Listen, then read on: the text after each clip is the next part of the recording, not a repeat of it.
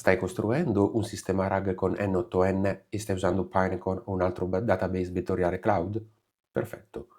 Ma sai quanto ti costerebbe in produzione con migliaia di documenti e query continue?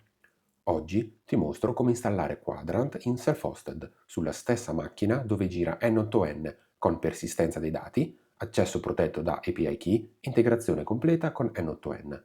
Gratuito, sotto il tuo controllo, pronto per la produzione. In questo video ti mostro tutto il percorso, dall'installazione di Quadrant su Docker con AAA Panel fino a un workflow N8N reale, dove prendiamo i dati da Google Sheet, li inseriamo nel database vettoriale e poi li interroghiamo tramite una chain question and answer. Vedremo anche perché, in questo caso specifico, la chain Q&A batte un agente e non è una questione di preferenze, è una questione tecnica.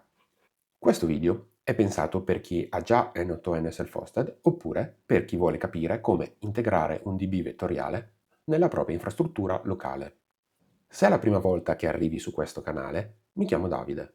Lavoro da oltre 15 anni nello sviluppo digitale e negli ultimi 5 anni mi sono specializzato in marketing automation e sviluppo di automazioni intelligenti. Ho sviluppato oltre 100 workflow e sono stato nominato ai Community Awards 2025 di N8N, con quasi 500.000 visualizzazioni globali sui miei template. Quando parlo di questi strumenti, parlo di roba che ho testato e integrato nei processi aziendali. Ma ora torniamo al video. Parliamo subito di cosa è Quadrant e perché dovresti usarlo.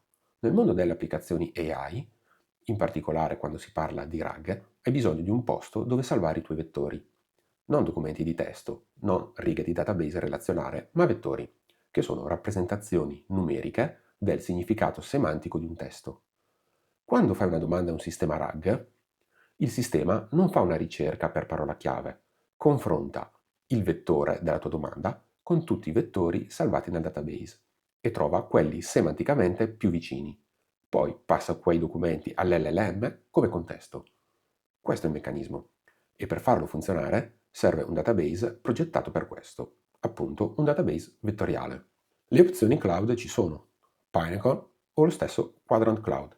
Funzionano benissimo, ma se stai già usando una VPS con N8N self-hosted, tipo su Ethner come ho mostrato in altri video, puoi installare Quadrant sulla stessa macchina, nella stessa rete Docker e avere latenze bassissime, costi azzerati e controllo totale. Quadrant è scritto in Rust, è veloce, leggero, efficiente. Ha una dashboard web integrata, un'API di tipo REST supporta 6333 e un'interfaccia gRPC supporta 6334. Supporta filtri avanzati su payload, aggiornamenti incrementali dei vettori e autenticazione con API Key. È open source e la versione self-hosted è completa senza limitazioni. In poche parole, è il database vettoriale che metterai in produzione oggi e te lo mostro partendo da zero. Prima cosa, accedi al tuo server. Io uso AA Panel, il pannello di controllo che ho installato sulla VPS nel video dedicato al self-hosting di N8N. Se non lo hai ancora visto, trovi il link qui sopra e in descrizione. Da AA Panel vai nella sezione del terminale. Prima di lanciare il container, dobbiamo generare un'API key sicura. Questa key servirà sia per proteggere l'accesso a Quadrant, sia per configurarlo in N8N. Per generarla puoi usare OpenSSL direttamente dal terminale, digitando questo comando. Questo genera una stringa casuale di 32 bit in base 64. Copiala e salvala da qualche parte sicura, perché la userai tra poco. Perfetto, ora lanciamo il container con questo comando. Il flag name è il nome che gli vogliamo dare al container. I due flag P espongono le porte, la 6333 per l'API REST e la dashboard web e la 6334 per gli gRPC, che è quella che userà N8N per comunicare internamente. La parte con il flag V è fondamentale. Crea un volume Docker, cioè un volume con un nome specifico, e lo mappa alla cartella interna dove Quadrant salva tutti i dati. Questo garantisce che, anche se fermi o riavvii il container, i tuoi dati rimangono. Senza questo volume, ad ogni riavvio del container viene cancellato tutto. E infine la variabile Quadrant Service API Key. Questa è la variabile ufficiale di configurazione di Quadrant. In pratica stai assettando l'API Key dentro il blocco Service. Da questo momento, qualsiasi richiesta a Quadrant deve includere questa chiave nell'header. Lanciando il comando verrà scaricata in locale l'immagine e verrà creato il container. Una volta fatto, andiamo su Docker, container, e andiamo a verificare due cose fondamentali. Prima verifica il volume. Nelle impostazioni del container vediamo che il volume è stato creato ed è stato collegato. Seconda verifica la rete. Per far comunicare N8N Quadrant in modo efficace devono essere sulla stessa rete. In questo caso non è così e andiamo a impostare la rete corretta.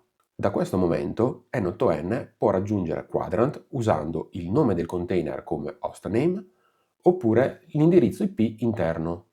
Questo è il modo corretto per far funzionare container nella stessa infrastruttura. Latenza è minima e nessuna esposizione inutile verso l'esterno.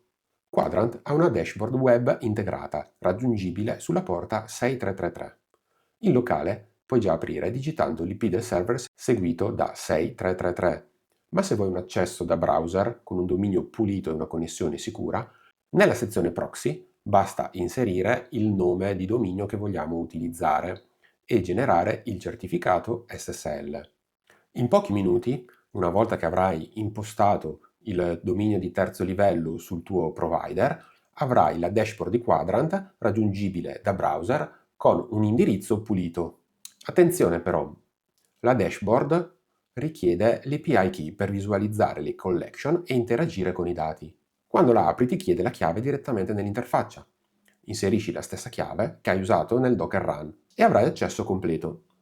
Nella dashboard puoi vedere le collection, se sono presenti, fare query di test, controllare lo stato del cluster. È uno strumento utile soprattutto in fase di sviluppo. Ora configuriamo Quadrant su N8N. Per collegare Quadrant a N8N abbiamo due modi. Il primo modo attraverso il nodo HTTP e il secondo modo attraverso il nodo ufficiale di Quadrant. Partiamo da quest'ultimo. Entriamo dentro il nodo, clicchiamo su Create a New Credential, andiamo ad inserire l'indirizzo locale con la porta 63333 ed infine l'API key che abbiamo creato precedentemente. Clicchiamo su Salva e se tutto ok ci ritroveremo questo messaggio. È altrettanto facile collegare Quadrant attraverso il nodo HTTP.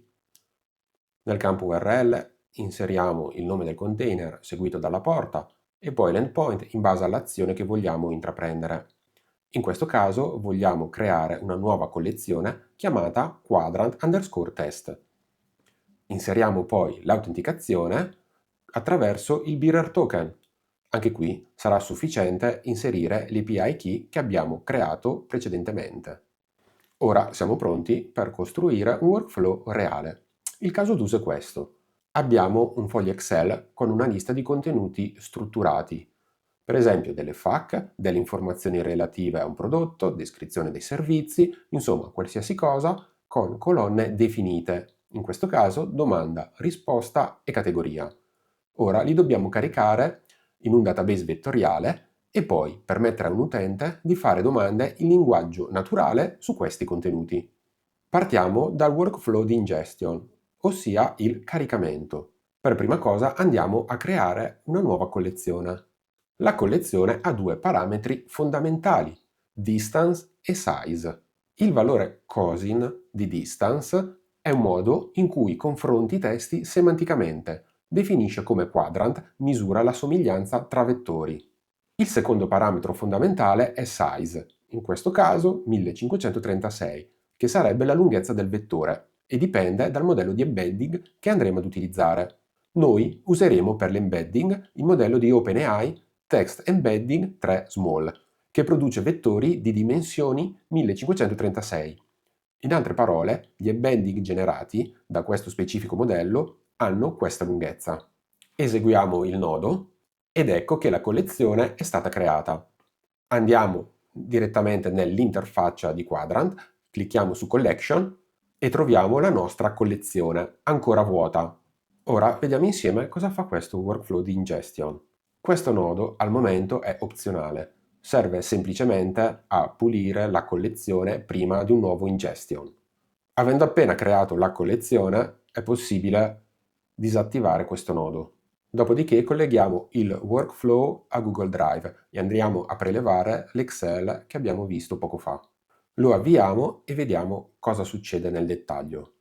Ogni riga restituisce un oggetto JSON, dove le chiavi corrispondono alle intestazioni delle colonne dello sheet. Quindi, se hai colonne come domanda, risposta e categoria, N8N ti restituisce già tutto strutturato in questo modo. Ecco la prima scelta strategica da fare. E qui voglio che tu capisca bene il ragionamento. Ogni riga del tuo sheet diventa un punto nel database vettoriale. Non spezziamo le righe, non creiamo chunk da 200 caratteri come si fa con i documenti lunghi. Prendiamo la riga intera, la serializziamo in JSON con tutte le sue colonne e la inseriamo come unico punto. Perché? Perché ogni riga ha già un'unità di senso compiuto. Spezzarla sarebbe controproducente. Separare due cose in chunk distinti significa perdere la relazione tra di esse. Il modello di embedding vedrebbe solo la metà del contesto e la qualità di recupero scenderebbe. Quello che facciamo noi è prendere l'oggetto JSON completo della riga e quella stringa viene vettorializzata e salvata come unico punto su Quadrant. Vediamo poi il modello di embedding. Questo nodo prende il testo e lo trasforma in un vettore numerico. Attenzione però ad una cosa. Quando configuri il nodo Quadrant, nella sezione dedicata alla suddivisione del testo trovi un parametro per le dimensioni del chunk. In questo caso specifico imposta un chunk size alto, abbastanza da contenere l'intera riga. In questo modo ogni riga rimane integra come unico punto nel database. Questo approccio ha un vantaggio enorme in termini di leggibilità del contesto. Quando il sistema recupera un punto da Quadrant durante una query, l'LLM riceve tutto il contesto strutturato di quella riga in una volta sola. Sa che quella risposta corrisponde ad una determinata domanda in quella categoria. Il risultato finale quindi è notevolmente più preciso. Torniamo per un attimo alla dashboard di Quadrant. Vedrai la collection apparire con tutti i punti caricati. Un punto per ogni riga dello sheet. Ora che l'ingestion è stato eseguito, dobbiamo capire come interrogarlo. Qui entra in gioco la scelta tra question and answer chain e agente. Perché usare una chain Q&A e non un agente? La risposta è tecnica e non è una questione di preferenze. Un agente in N8N è un sistema che ragiona su quali strumenti usare, decide autonomamente se cercare nel vettoriale, se fare un calcolo, se chiamare un'API esterna.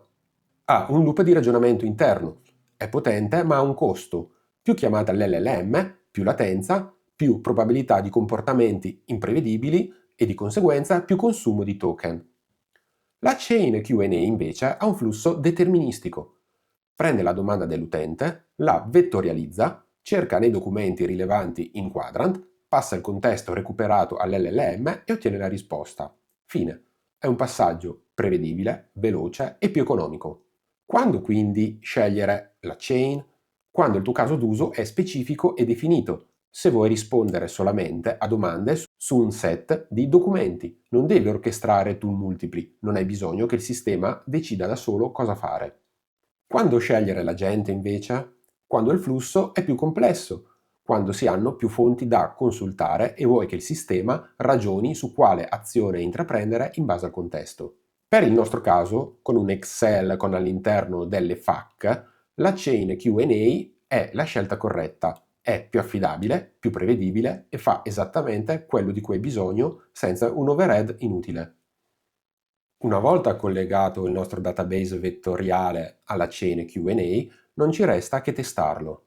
Apriamo la chat, inseriamo una domanda, clicchiamo su invia, la chain va a recuperare i dati direttamente da Quadrant, passa dal modello LLM ed infine ci ritorna il risultato, in questo caso l'indirizzo del negozio. Andiamo a confrontarlo con quello del nostro documento Excel e vediamo che effettivamente è lo stesso.